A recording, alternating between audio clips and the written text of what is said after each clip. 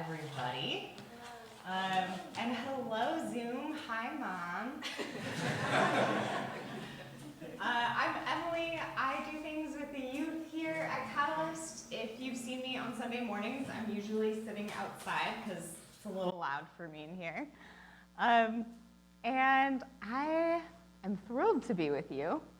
When I was asked to lead the message for today, I was like, yes, because I love teaching. And then a couple days later, I was like, but what scripture am I teaching on? And I found out it was Mary and Martha. And then I was like, oh yeah, because I love these people. So let's dig in. I'm going to start by reading our passage today, which is Luke 38 to 42.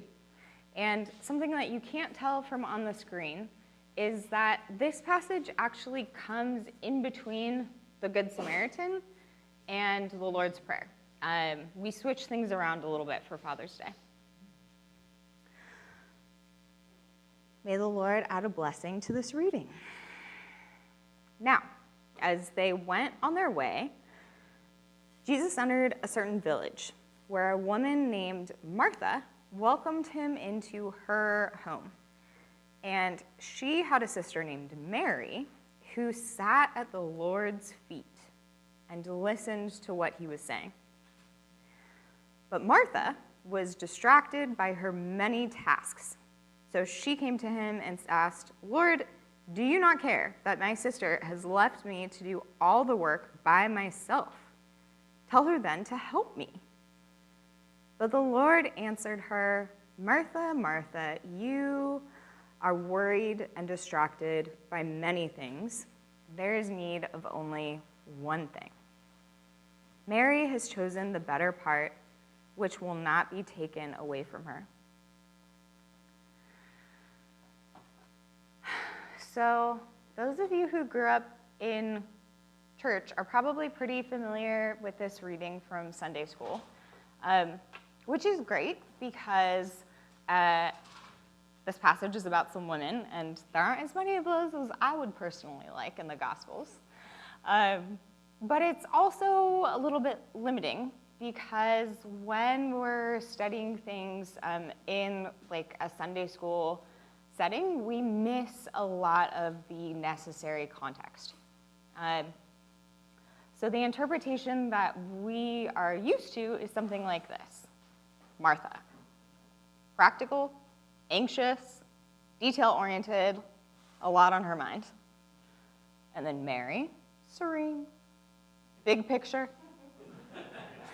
focused on God, knows what's important. Mary, good. Martha, bad. Be less anxious. Good luck. And as part of this kind of division into our Mary, Martha, at least I was, encouraged to kind of think of ourselves and reflect on who we are or how we're behaving in any given moment and ask, am I a Mary or am I a Martha? Kind of like a very basic like kids personality test.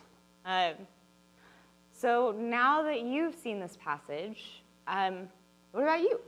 Are you a Mary or are you a Martha? And what does that mean to you? You can just raise your hand and say, I'm this or I'm that. Or you can hold it in your hearts. I'm definitely a Martha. Definitely. I like my list of tasks. I like feeling accomplished when I check them off. And yeah, it's hard for me to be fully present in the moment a lot of the time. Same. Martha too, and a lot of it I relate to her anxiety of like needing to get things done, and I feel like we almost are ashamed of our anxiety when we're Christians, because we should just be like trusting the Lord and then like boom, your anxiety's gone. But that's not how it works. No, that's not how brain chemistry actually happens. I'm a Martha too, but I'd really like to be a Mary, but I also think there's in between because stuff does need to be done. And so I think that it's really important to pray and listen and know when I'm supposed to be being a Mary and when stuff needs to get done and I need to be more of a Martha. Yes. Spot on. All right. So as a kid who was highly anxious and very doing driven, obviously I was a Martha. And as an adult who is still like pretty anxious and a little less doing driven, but you know. The message that I really wanted to give today was like the vindication of Martha. And this is kind of that, to be fair. But I actually think that God has something even better for us here. And that's kind of the vindication of Mary, too. Because if you're a Martha, even though in this passage Jesus literally says, like, Mary's choice is better, I might still look at somebody who's in Mary mode and be like, oh my gosh, how selfish. Like, you're being so lazy. Wouldn't it be nice to have that kind of privilege of being free?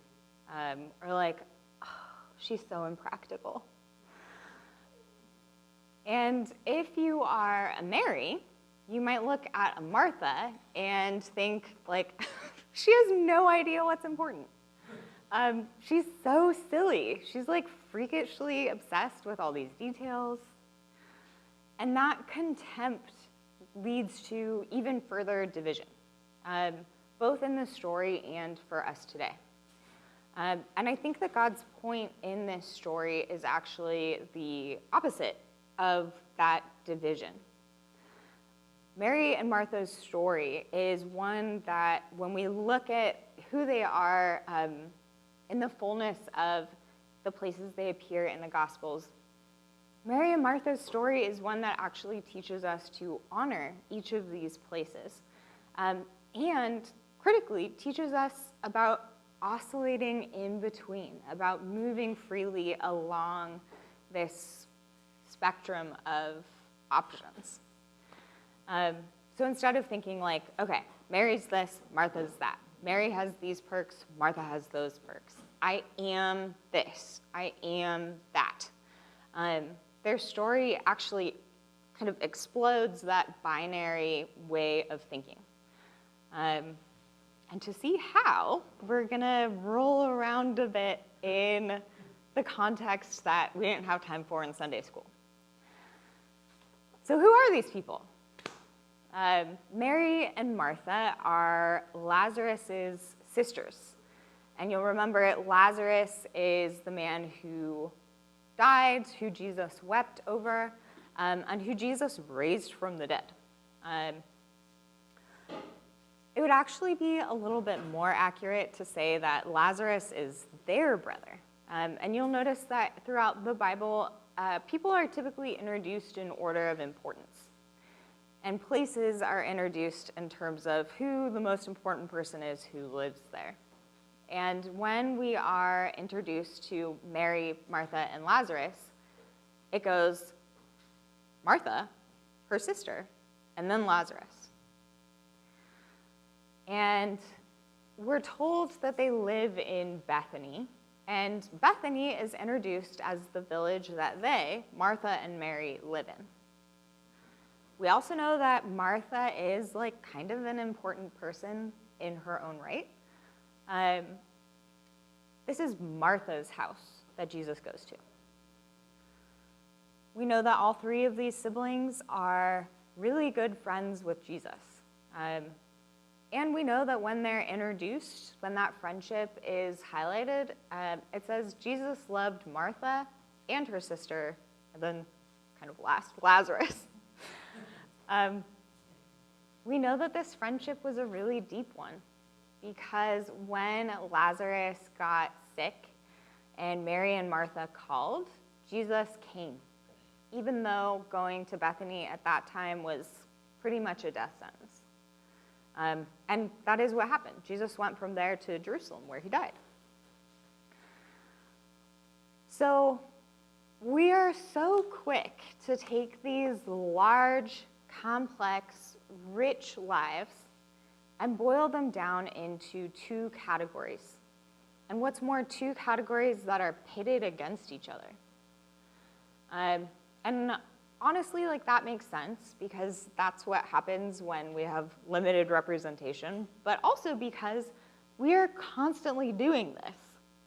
We're doing this to each other, we're doing this to ourselves, and these little boxes that can feel so comforting are actually little coffins. When we make it about what we do, this or that, or even worse, what we are, who we have the option to be, who we can allow others the imagination to be, it's nonsense. So as we look further, we see that Mary and Martha really do not fit into this binary that we assign them. They may each, and I think that they do have certain giftings and certain leanings, but they also very comfortably flow between these two silly little categories. So let's start with Mary. Mary is not always like dreamily soaking up the divine. We see in the story that Martha expects her to be an equal partner in this work that she's doing, in her household duties. And it's the fact that Mary is behaving so out of character, so out of line with what Martha's expecting, that freaks her out. So Martha was counting on her. And as a Martha, I'm personally gonna bet that, like, if our girl knew that she had an unreliable volunteer on her hands, like, she would have had a plan B and C and D ready to go. So Mary must be a valuable, practical player. She's more than this kind of like airhead Jesus fangirl that we can kind of see her as. And as practical as she is, she also has this very real gift for recognizing when an incredible divine moment is happening. And she has no qualms about just tossing aside what's expected of her or what's normal to honor that. And we see that in this passage. Women do not sit at the feet of a rabbi. It is not done. Martha is not the only person in that room who is shocked. Everybody there would have been clutching their pearls at this girl sitting before Jesus instead of helping prepare for guests. She is not where her box says that she's supposed to be. She's where she's meant to be, in the best place in the world, soaking up Jesus' presence, and he affirms her in her certainty of her place. And we see the same thing happen in another scene at a different gathering, where Mary takes this bananas expensive perfumed oil, and she pours it over Jesus' feet, and then she washes them with her hair. So, like, talk about flouting everything that people expect a normal human to be and do, let alone a respectable woman. And again, Jesus affirms her. People in the room are, like, in the most relatable way. First of all, weird. Second of all, oh my gosh, somebody stop her. And see, we could have used that money to help so many people. Like, the cost of that oil would have made such a big difference in the world. Let's be practical. And again, Jesus is like, no. She is right where she's supposed to be. She's doing exactly what she's meant to be doing. And she's clocked something that the rest of y'all have missed. me being here is divine and it is temporary. There will always be injustice. There will always be people who our society forces into poverty, and there will always be something practical that we can be doing with our bodies or with our money. And this is not the time for that. Mary gets it. But Mary does not always get it.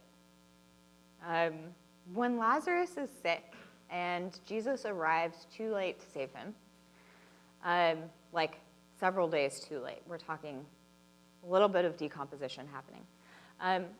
Mary meets Jesus with her mind full of only this practical, mundane, rotting meat reality that's right in front of her. And she says, "He's dead, Lord." And she weeps in this grief that's so complete that Jesus weeps with her. But you know who does have a mind that is so expansive and a heart so imaginative that she doesn't believe her brother's death is the end of the road? Martha. Martha says to Jesus, "Lord, if you had been here, my brother wouldn't have died. But even now I know that God will do whatever you ask." Like, hint, hint, nudge, nudge. Like, why don't you raise him from the dead? And then something even more amazing happens. There's this moment when Martha has what I would argue is like maybe more of that divine insight than anybody anywhere else in the Gospels. She's the first person to recognize Jesus for who he is.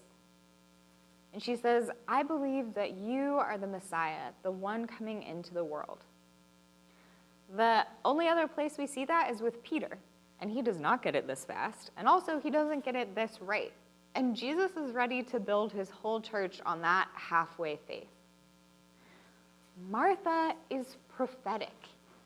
Martha sees so far beyond the mundane world that she looks into the face of God. And Martha is also a real practical lady. And Jesus loves that about her too. The work that she's doing in our passage, feeding everybody, making sure that they have plenty to drink and clean sheets and somewhere to sit, all these 1,000 practical ways that we care for each other's bodies, these are her jam. Remember, this is Martha's house. She is the head of this household, and every detail of it is under her thumb. And this work that she's doing, this is actually what Jesus is all about. Directly before this passage, we have the parable of the Good Samaritan, where Jesus says, this is what love looks like. This is what it means to love your neighbor. And elsewhere in the Gospels, we have Jesus sharing the parable of the sheep and the goats, where he's talking about people coming before God, and God either responding with, "Yes, I know you. We're friends." "Oh, that's my alarm. Could somebody please turn it off?"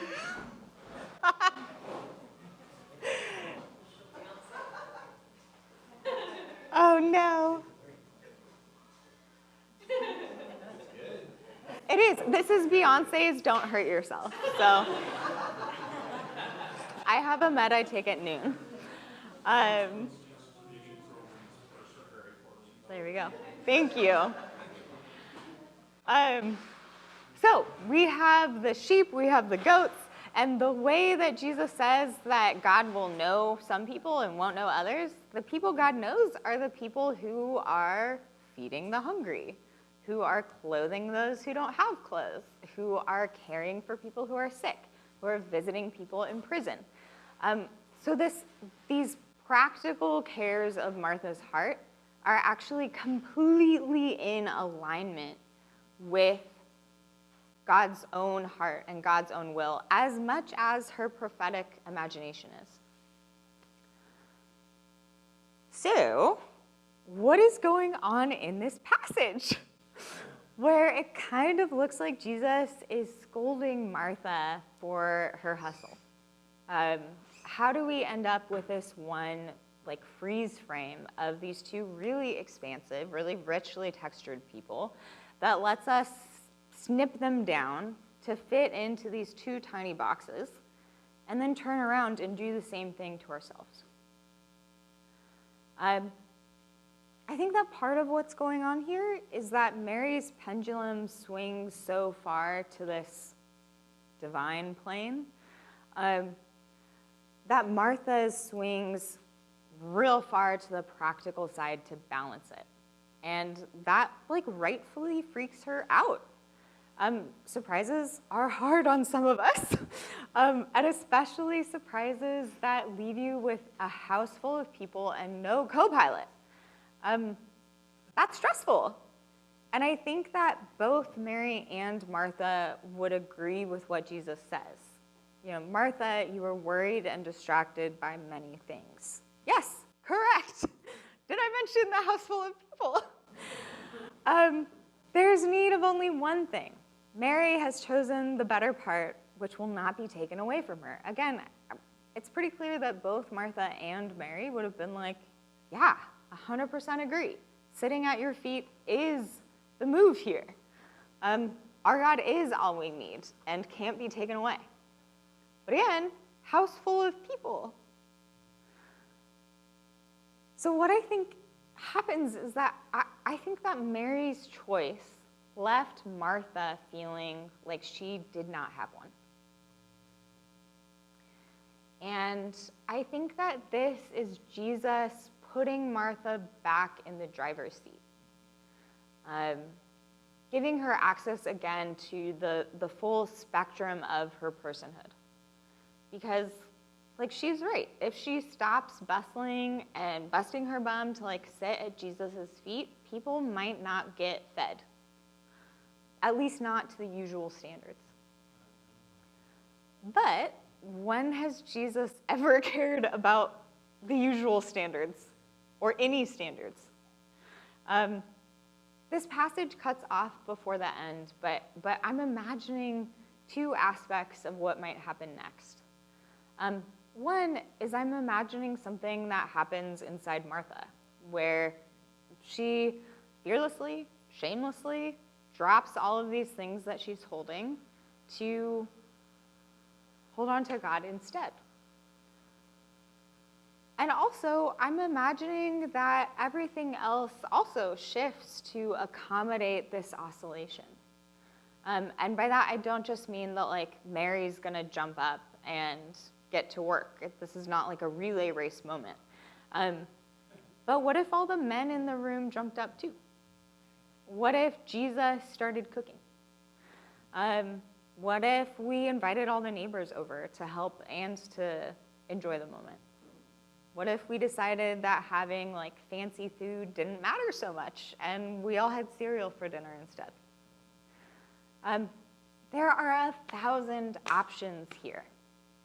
And I think that that is what Jesus is reconnecting Martha to in that moment. The choices are not bustle and miss Jesus or sit at God's feet and everybody starves. And when Martha's world is reduced to that, it's an amputation. Of course she's filled with worries and distractions. And when we reduce ourselves to that, that's self-harm. When we do it to others, that's nasty. So I think this is a good place to pause and ask, and again, you can either speak up or you can just ponder. What are you thinking and feeling so far? What questions or thoughts are coming up for you?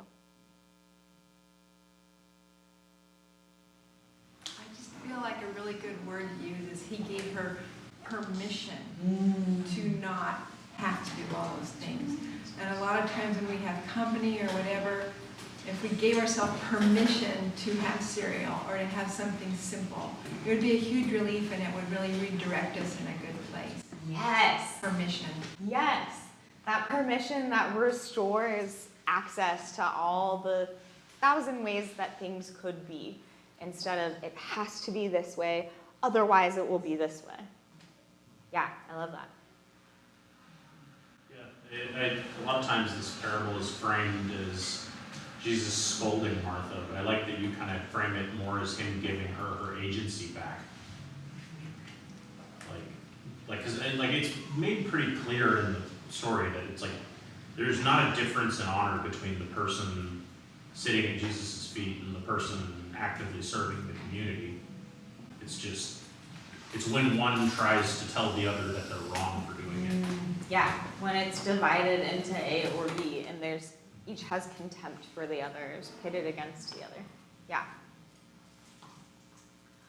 Great.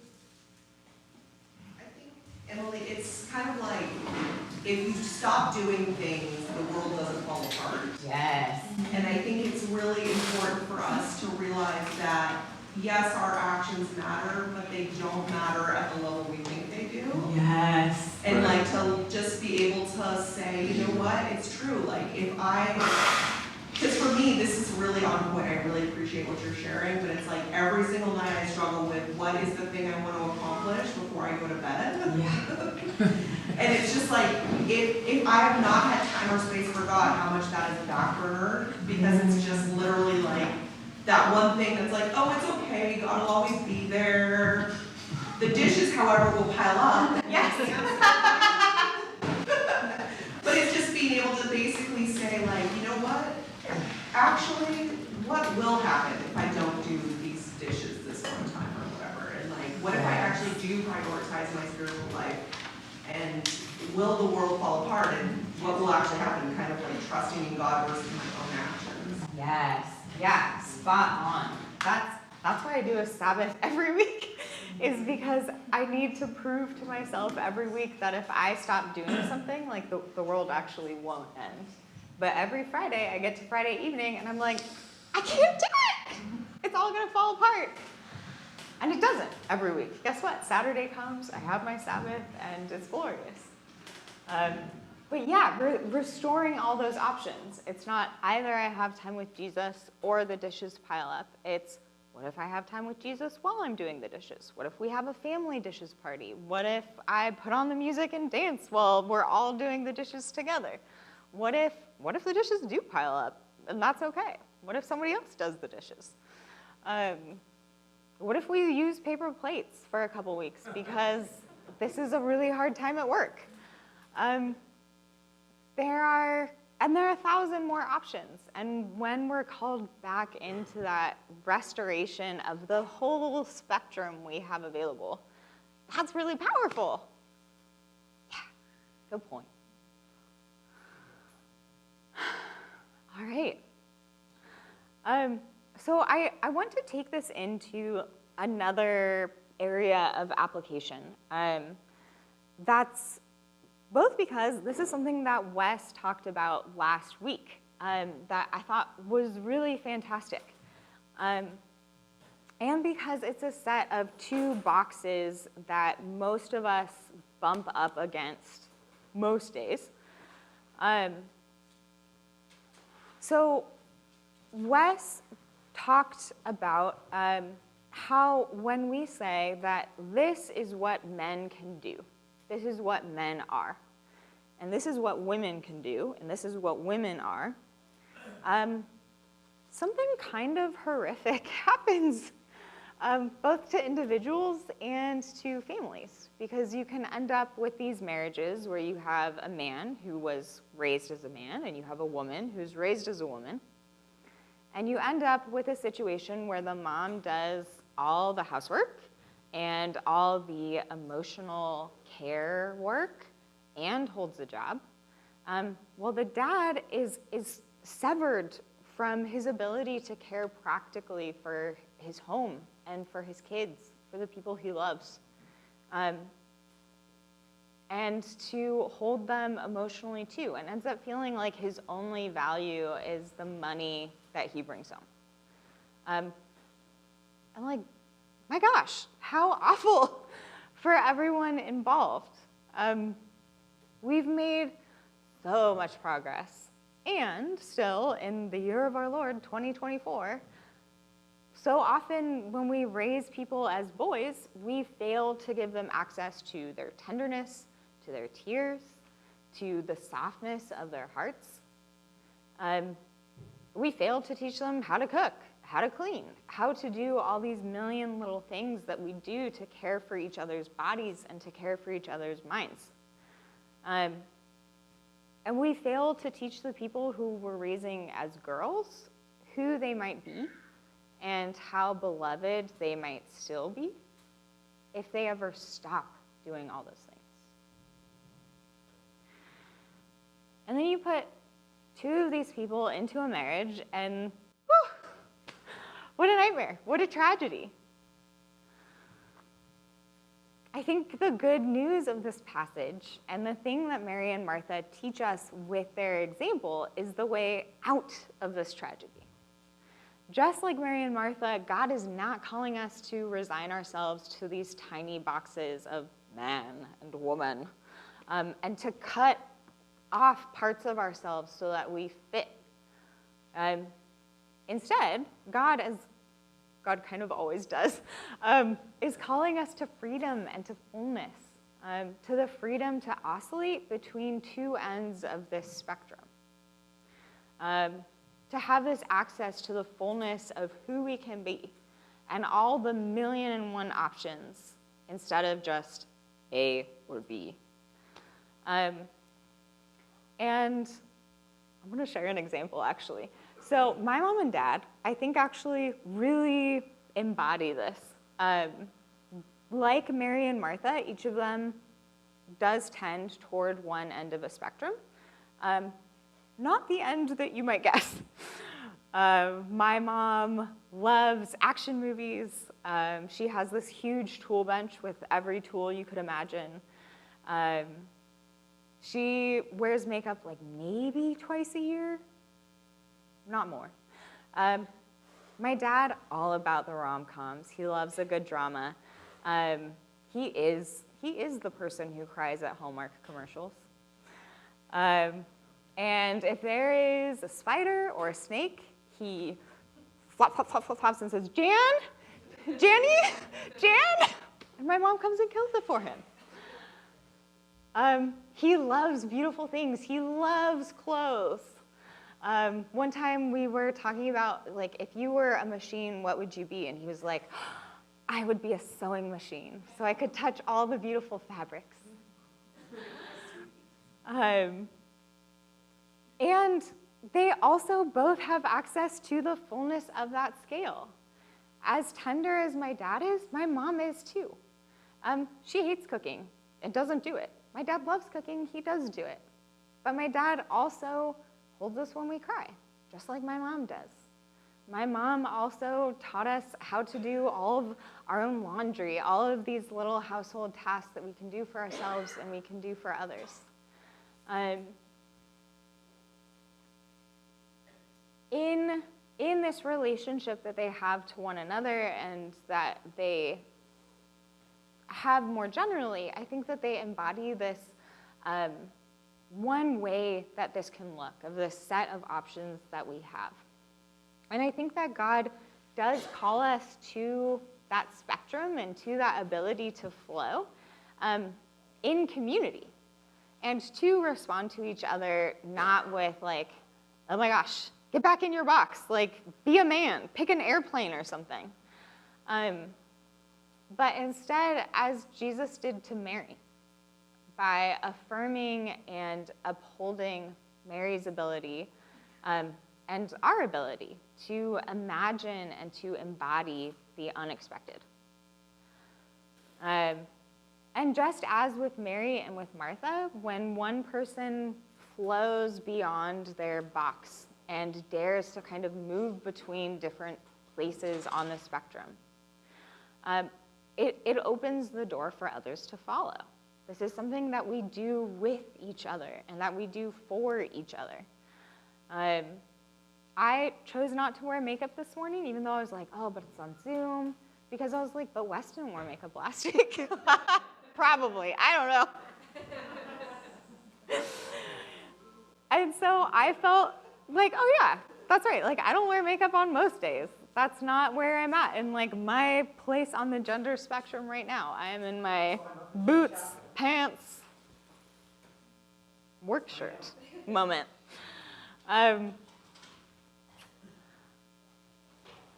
So it's in community that this ability to move like reaches its full flower. We don't know what happened next in this scene, but we can imagine how community participation and support allowed even greater freedom of movement. And to step to another place beyond gender, another one that we're familiar with is that this is something Catalyst does really well. As a community, we're really ready to ask, like, well, what if we try this? If it works, amazing. If it doesn't, amazing. And we're ready to flow. Instead of assigning everybody a topping to bring to pizza night, we are like joyfully ready to find out what happens if everyone brings pepperoni. Like, maybe somebody will go to the store. Maybe we'll like raid the Shays refrigerator. Maybe we'll just laugh and like eat cheese pizza if you're vegetarian and pepperoni if you're not. We saw this even today in worship. I've been in worship planning meetings at other churches that last for like at least an hour and a half, and everything is planned out in excruciating detail. And if you go even 30 seconds over in any of the sections, like communion, 30 seconds too long, you would hear about it at the next worship planning meeting. Because the worship coordinator would get emails, like lots of emails, like, dear sir, service was 61.2 minutes instead of 60. Whereas at Catalyst, we're like, who's doing announcements? Tamara and Judy. Who's doing communion? Oh my gosh, thank you so much. Did we get bread? We didn't. I'm gonna run over.